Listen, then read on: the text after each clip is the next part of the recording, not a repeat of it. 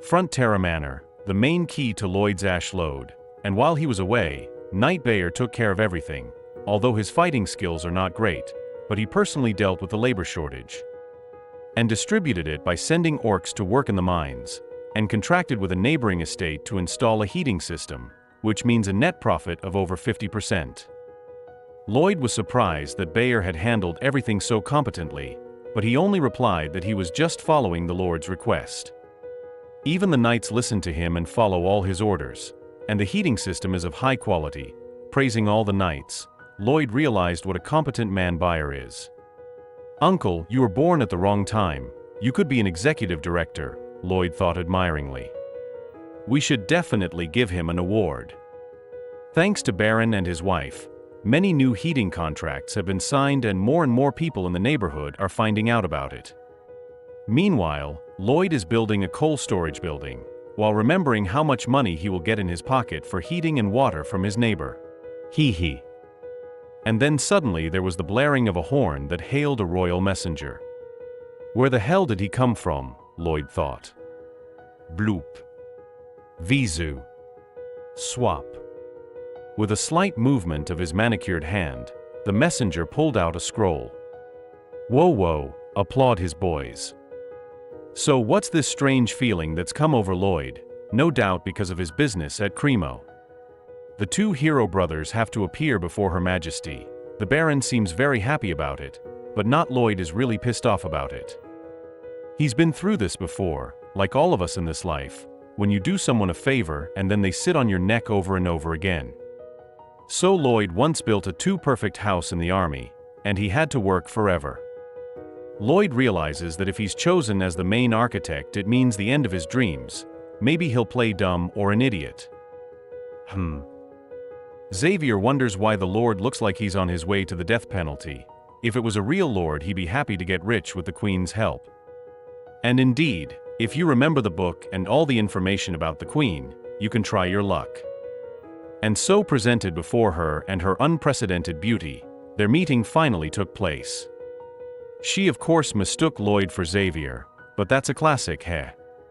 And sensing the unprecedented power in Chavi, she realized that he could challenge her. As you'd expect from the second swordmaster in the world, she's not to be trifled with.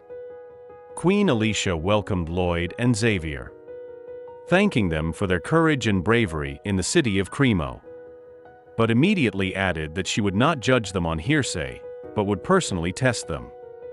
Their skills. So she asked Lloyd what was most in need of rebuilding the kingdom. But Lloyd is not a fool, he knows the whole novel by heart, so he knows the answer perfectly well. What is in urgent need of reconstruction in Mangent is a crumbling conservatism. So the first thing that needs fixing is the bridge, Lloyd answers. And he knows that's not the answer the Queen was expecting. And she might not even like it. But knowing her personality, she's definitely not gonna stop there. Trying to be equal to everyone and acting on her conscience, she gives everyone a chance to share their opinions. But everyone thinks the first thing to fix is the main palace. Because once upon a time, a dragon attacked it and tore out part of the main tower. To prevent this, the tower was built flatter and heavier, so the weight presses on the main beams, weakening them more and more. And the moment when the tower will fall will not come soon enough, so Lloyd decides that for the moment the main task is to make the bridge weak. Alicia had a different answer in mind, but Lloyd has one of his own that contradicts the Queen's answer, and they both realize it. So you want to play with me, huh? No, how could I? I'm only asking for food, order and payment, hee. Lloyd explained his decision by saying that this bridge had been repaired more than 12 times, so if it fell down, the usual pace of people's lives would fall into a slump, and repairs would again require a lot of money. Which means I can build a modern bridge that will be unrivaled. He dares to judge my decisions and put forward his own.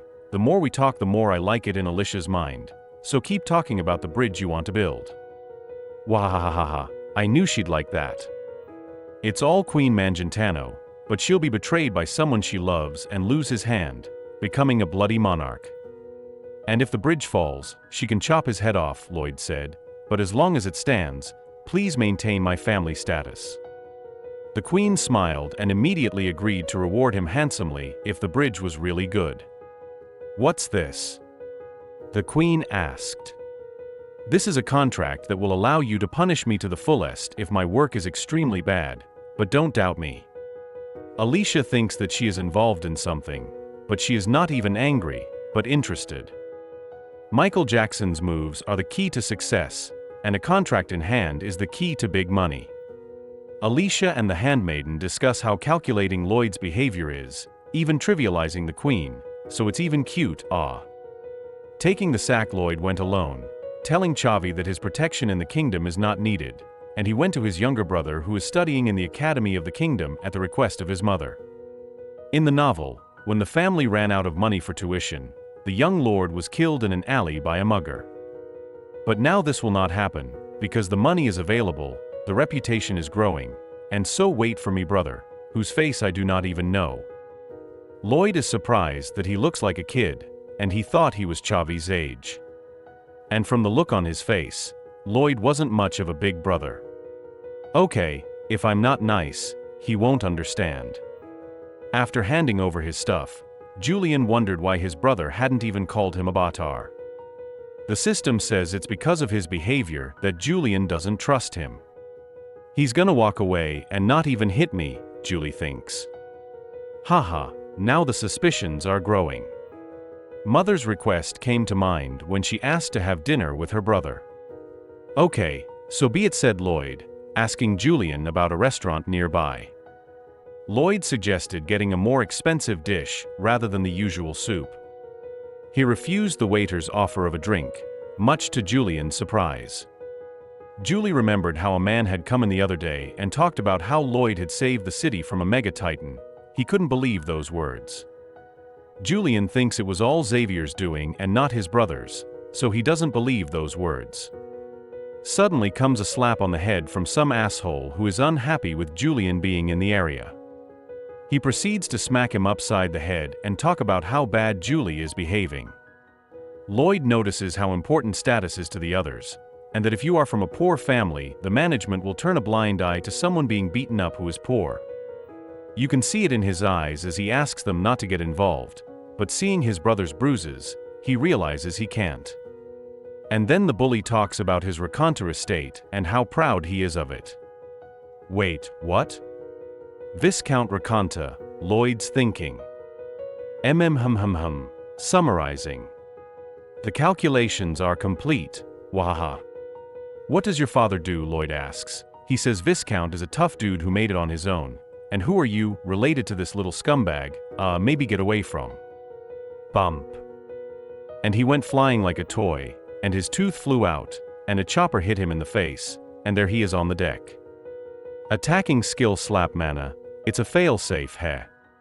The second one opened his mouth, and immediately flew away from the great mana slap. Some dumb Hulk shows up, probably thinks he can handle it. Hit him, and he's off like a horse's ass. Two tough brothers who call themselves the two horns of the Red Dragon, but they've got their own moves, a punch. Now, who's the sucker punch? And the two suckers sitting at the table get their asses handed to them, but they were laughing at their brother, bang. A small Raconti appears from behind and delivers a crushing blow to Lloyd's face, but later regrets it. After all, Lloyd is not afraid of petty enemies like them, awaha. Lloyd takes him by the scruff of the neck and gives him a couple more blows to the forehead. Julian thinks he's crazy, but it's all for his sake. Lloyd explains to the little raconteur that he shouldn't behave so badly, because he's basically a nobody and has no right to, and only a man like Lloyd can put him in his place. So he puts it in his head through the prism of a wooden wall. You see the mark? That's your reflection, asshole. Julie is worried and tries to stop Lloyd, but Lloyd says not to be afraid, because a corpse can't hurt you anymore, heh. The final blow, because only under the pain of death itself can you understand and realize everything, and that's what he needs. And then the guards came with some guy who ordered him to stop. No way he's going to attack the guards, Julie thought. Lloyd calmly introduces himself, calling himself the eldest son of the Frontera family, apologizes and says he was restoring Her Highness's honor. That's right, that little asshole insulted Her Highness by insulting me. The Vice Dean saw the whole thing, but didn't interfere, because it's better to keep quiet and do nothing than to prevent the discord. And it's the fault that one nobleman is in charge and wants to see another nobleman in the students. Yes, if I were an ordinary son of a baron, it would hardly help me in any way, and the truth was on their side. The dean doesn't understand what the queen has to do with this, but Lloyd immediately pulled out a special badge, a special royal visitor's pass, which is equal to Her Majesty's. And everyone immediately bowed to him. I think you got it, Lloyd says. But the old geezer smirks knowing that the pass is valid for one person, so Julian can be punished after he's gone. Except Lloyd's confidence is stronger than you thought, you old geezer. Julian is angry that Lloyd is doing this to him, because now it will be hard for him to study here, but Lloyd realizes that and knows that the best thing for him to do now is to pump up his muscles and fitness. Julie doesn't believe in Lloyd and tells Chavi about it, but he asks if he doesn't trust him, Xavier himself. After telling him about everything Lloyd has done, and the orcs, the mine, the heating system, the Titan that he defeated single-handedly, he asks to trust Mr. Lloyd. Lloyd hears through the door the way Chavi praises him, but immediately hears that he used to be a drunk and a jerk. Julie asks if it's possible to change so much in such a short period of time. Julie replies that it's impossible, so it's hardly Mr. Lloyd, just someone who looks like him. Julian couldn't believe Chavi's words, not that someone had actually taken over Lloyd's body, but if it was magic, it was pretty strong, Chavi said, so he checked it out while he slept. And realized that a very strong mana flow was binding his body. Chavi tells Julian that everything is fine and no one has taken over his body, it's just weird. And Julie doesn't understand how it can change so quickly, so she talks about how he's been studying hard to help his family. He's glad Lloyd was helping too, before he knew it. And he recognizes his older brother and thanks him for saving the family. Now the sympathy has grown, which means we can get RP points for Julian. Okay, let's begin our training, said Lloyd. Step 1. Prepare the bridge suspension cables. Step 2. Make a pizza by throwing in different rocks and stones as ingredients. Step 3. Bon appétit. Step 4. Return the steel from the bell. Step 5. Coil the steel into 120 bundles of wire. And the tether is ready.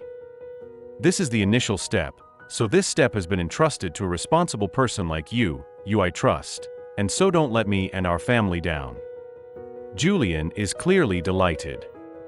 A modern suspension bridge in this era is clearly a difficult task, so we must rely on the strength of the current era, and it is the dwarf builder who can help if of course he is interested. Otherwise, he will not move even at the behest of the queen herself, just like in the novel. The dwarf is not interested in his human ideas, but he is clearly interested in the plan Lloyd wants to build this bridge. Only the blame for the death of people will be all on Lloyd. Well, if not a great dwarf builder, then there is nothing to do here. I'll take all the conscience of the dead on myself, said Lloyd. All right, give me the papers, I want to see them, said the dwarf. Dwarf realizes that he's the only one who can help with this and keep people from getting hurt, which is why Lloyd came to you, bro. While Julian continues to make cables, the sidewalk is being made in the king's workshop. But then the owners of the bridge suddenly arrive, ordering them not to build anything and asking the queen to forbid the construction, because for them it's pure robbery of money from the treasury. The queen is listening to the views of both sides. The building guild says the bridge has been standing for 30 years, which means it's not worth worrying about. But Lloyd remembers the novel and the battle that took place around the bridge and the heavy downpour that began at the moment that destroyed the supposedly sturdy bridge. But he can't tell the future, so he just asks, how much did you get for the bridge? Which obviously pissed off this official, and it's like in Korea, either politicians set up the traders, or the traders bribe the officials and get support. And it's probably the second option. The queen clearly didn't like the question and said he'd made a terrible mistake and ordered his head cut off. You have insulted me and my subjects with your words, Alicia said, and this is the only way to restore honor. Chavi's hand is at the ready. A sinful man ruins his parents, says Lloyd. Does everyone agree? Asks the Queen, then from now on. I will prove the innocence of my subject. They're standing there not knowing what's going on. Shish. Cast the spell of confession. And he immediately panicked, begging me not to do it. Ah. Car. Your families are not to blame for your sins. That's why I asked for this punishment. Aren't I adorable? Says Lloyd. Too bad it took a while and construction stopped for a while, but now the residents will also participate in the construction by order of the Queen. What a cutie. Thanks to the mages of the kingdom, the weight of the blocks was reduced, allowing the tower to be built in a short time. At this point, Belle takes these ropes and flies with them to the other side of the river to pull them over, where she is caught by Podong. What a cutie. Fasten the ropes and it's done. Julian admires his brother. Chavi says that Julie is good too, because he worked hard to make the ropes, and remembers how, as a child, Julie wanted to be a knight. After all this time that Julie has been working, he can now clearly pick up a sword and become what he wished for. Hippo doesn't slack off either. Well done. A shout of victory and the bridge is ready. The bridge is given a name in honor of Lloyd, and so will be called Lloyd Chavi. And the title of Chief Artisan. The dwarf is surprised at this decision, but recognizes it, for it was Lloyd who designed such a thing. Well, the money for the debt is received, even the money will remain. The only problem is the Queen's desire to use the Lord for her own purposes. But to get rid of her control and help Julian at the academy, I will do your bidding, Lloyd said.